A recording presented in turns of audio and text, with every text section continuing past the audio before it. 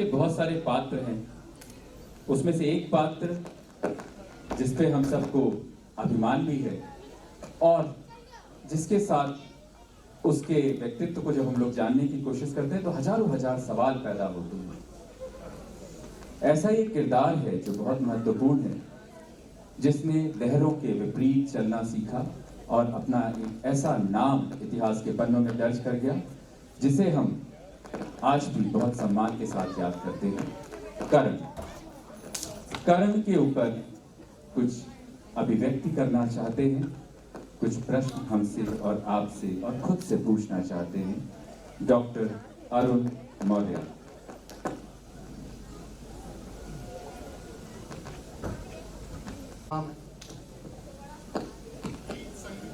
गीत संगीत नाटकों से सजी हुई महफिल है। मैं आपके मनोरंजन में कोई विघ्न तो नहीं पैदा करना चाहता हूं, लेकिन मेरे सामने बड़ी घनघोर समस्या आन पड़ी है। मैं ही क्या, आप सबके सामने एक घनघोर समस्या उपस्थित है। पिछले 3 घंटे में मेरी आप बीती है, आप भी ध्यान से सुनिए। बताना तो पड़ेगा ही, क्योंकि आपका और मेरा जीवन दांव पे लगा हुआ है। रंगमंच के इस कार्यक्रम के लिए मैं कुछ विशेष तैयारी नहीं कर पाया था, सो यहां आने के लिए अनमना सा तैयार हो रहा था कि सूकेस पर रखी राष्ट्रकवि रामधारी सिंह दिनकर रचित रसविरथी में रखे बुकमार्क के बगल से एक सुरीली सौर्यपूर्ण आवाज आई। मूल जानना बड़ा कठिन है नदियों का, वीरों का, धनुष छोड़कर और गोत्र क्या होता रणधीरों का। पाते हैं सम्मान तपोबल से भूतल पर शूर, जाति जाति का शोर मचाते केवल कायर क्रूर। इस अजीबोगरीब वाक्य से मैं भौचक होकर थोड़ी देर के लिए सुन्न हो गया। तभी पत्नी की आवाज आई, सुनिए, मात्र एक शब्द सुनिए, और मेरा सारा सिस्टम लाइन पे आ गया। दिनकर जी पतली गली से निकल लिए और मैं विद्युत गति से आके गाड़ी में बैठ गया। पत्नी गुनगुना रही थी। आखिर क्यों गुनगुना रही थी, यह जानने की कोशिश मैं अब नहीं करता। आप क्या करते हैं ये आप जानिए। गाड़ी में बैठे ही थे कि पत्नी के मायके से फोन आ गया। सौभाग्य मेरा, यही सोचकर मैं परम शांति के पलों का आनंद लेने ही लगा था कि अचानक मेरी आंखों के सामने एक दिव्य प्रकाश पुंज आलोकित हो उठा और उसके केंद्र से स्वर्ण कवच कुंडलधारी अति बलिष्ठ शारीरिक सौष्ठव वाली आकृति प्रकट हुई। किंग कर्तव्य विमूढ़ता की स्थिति में मैं केवल नमस्कार ही कर सका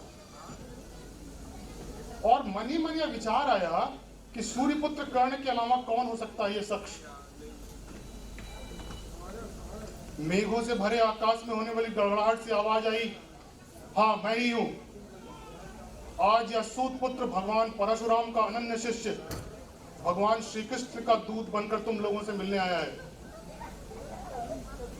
खैर, करबद्ध तो मैं पहले से ही था। भावातिरेक में केवल यह कह पाया कि हे संपूर्ण आर्यावर्त के सर्वश्रेष्ठ धनुर्धर, आने का प्रयोजन तो बताएं।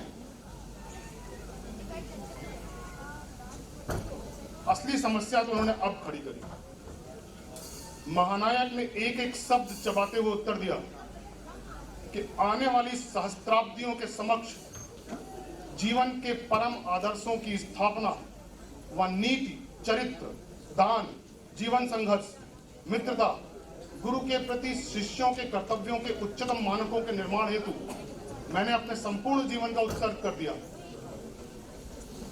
स्वयं भगवान श्री कृष्ण ने महाभारत काल में कहा कि हे क्षत्रिय श्रेष्ठ, तुम्हारे द्वारा स्थापित यही मानक कालांतर में भारत भूमि पर नवीन विकसित समाज का सृजन करेंगे। ध्यान से सुनिए कि पिछले 75 सालों में हमने क्या किया। आज आजादी का अमृत महोत्सव तो हम मना रहे हैं। महाराज कर्ण ने कहा कि परंतु समाज की वर्तमान परिस्थितियों और नैतिक पतन से केशव क्षुब्ध और आहत है। उन्होंने मुझे दूत के रूप में तुम्हारे पास भेजा है। प्रेक्षागृह के सामने गाड़ी कब रुकी मुझे पता ही नहीं चला। पत्नी कंधा चिचोर कर बोली, यूं मुंह खोले क्यों बैठे हो, मक्खी घुस जाएगी। और फिर वही भुनभुनाते हुए ऑडिटोरियम में चली गई। लेकिन मैं सम्मोहन की दशा में वहीं बाहर खड़ा रह गया कि ये कर्ण भाई साहब कहां चले गए। कंधे पर भारी हाथ के एहसास से पीछे की ओर पलटा तो अब की बार अंगराज पीतांबर वस्त्रों में सौम्यता व सरलता के प्रतिमूर्ति नजर आ रहे थे। शांत स्वर में बोले कि तुम चिकित्सक मेरी तरह ही जीवट व कर्मठता के पुजारी हो, इसलिए सर्वप्रथम तुम ही लोग मेरे प्रश्नों के उत्तर दोगे। भगवान श्री कृष्ण का आदेश है कि समाज की यथा स्थिति उन्हें स्वीकार्य नहीं है और परिवर्तन अवश्यंभावी है, चाहे इसके लिए विनाश व पुनर्सृजन का मार्ग ही क्यों न चुनना पड़े। क्रमशः राधे का चेहरा क्रोध के आधिक्य से विदीर्ण उठा और आंखें अंगारों के समान झलकने लगी और यकाएक वो विलुप्त हो गए। तब से लेकर मैं अभी तक डॉक्टर बिंदु विश्वकर्मा के पीछे बैठा हूं कि जाने आगे क्या होगा। अभी अभी मंच पर आते हुए जब मैं सीढ़ियां चढ़ रहा था तो कांतेय पुनः आ गए और गरज कर बोले कि अब तू मौन रहा, आगे मैं संभाल लूंगा।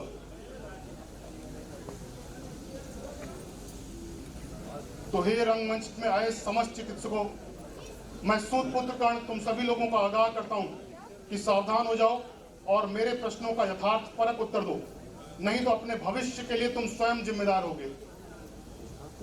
प्रथम प्रश्न, कुमारी माँ क्या आज भी सामाजिक अवहेलना की उतनी ही शिकार नहीं है जितनी उस काल में मेरी माँ थी और जिस वजह से उसने दुधमुहे बच्चे को गंगा में मरने के लिए छोड़ दिया। भगवान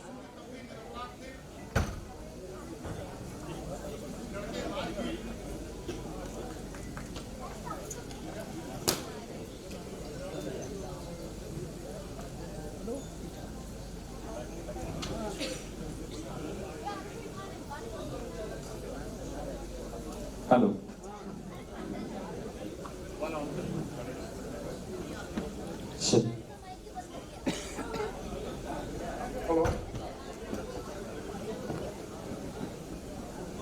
कुंवारी माँ क्या आज भी सामाजिक अवहेलना की उतनी शिकार नहीं है जितनी उस काल में मेरी माँ थी और जिस वजह से उसने दुधमुहे बच्चे को गंगा में मरने के लिए छोड़ दिया।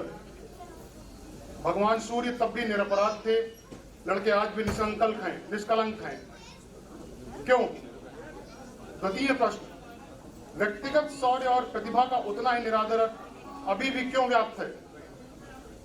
महाभारत काल का सर्वश्रेष्ठ योद्धा होने के बावजूद कुल और जाति के नाम पर मैंने जीवन पर्यंत अपमान का विष पिया, चाहे वह हस्तिनापुर का राजप्रसाद रहा हो, द्रौपदी का स्वयंवर या कुरुक्षेत्र का रण।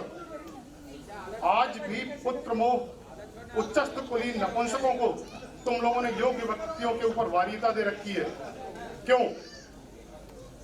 तृतीय प्रश्न, मेरे पूज्य गुरु भृगुपुत्र परशुराम की निद्रा न भंग हो जाए, इसलिए कीड़ा मेरी जंघा का मांस कुतर कुतर कर खाता रहा और मैं हिला भी नहीं। क्या आज का शिष्य गुरु के प्रति दशांश भी सम्मान रखता है? क्यों?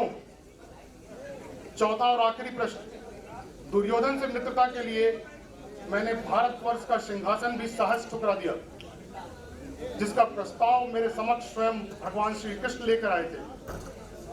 तुम लोग अपने समाज और मित्रों के लिए क्या ऐसा त्याग करने को तत्पर हो? बिल्कुल नहीं। क्यों? संपूर्ण सभा विचारोपरांत सम्यक उत्तर दे। किंचित समय संगम तट पर जाकर मातेश गंगा से मिलने की चाह रखता हूं, जहां भगवान श्री कृष्ण आप लोगों के उत्तर में प्रतीक्षारत हैं। थोड़ी देर में पुनः आऊंगा और यदि आप लोगों के उत्तर से संतुष्ट ना हुआ तो आज से इस सृष्टि की पुनर्रचना का शुरुआत करूंगा। हर हर महादेव। अभी के लिए तो खैर महाराज कर्ण चले गए हैं। आप लोग सभी उचित निर्णय करिए, क्योंकि वो दोबारा कब आ जाए मुझे भी नहीं पता। धन्यवाद, बहुत बहुत धन्यवाद। Thank you doctor Arun.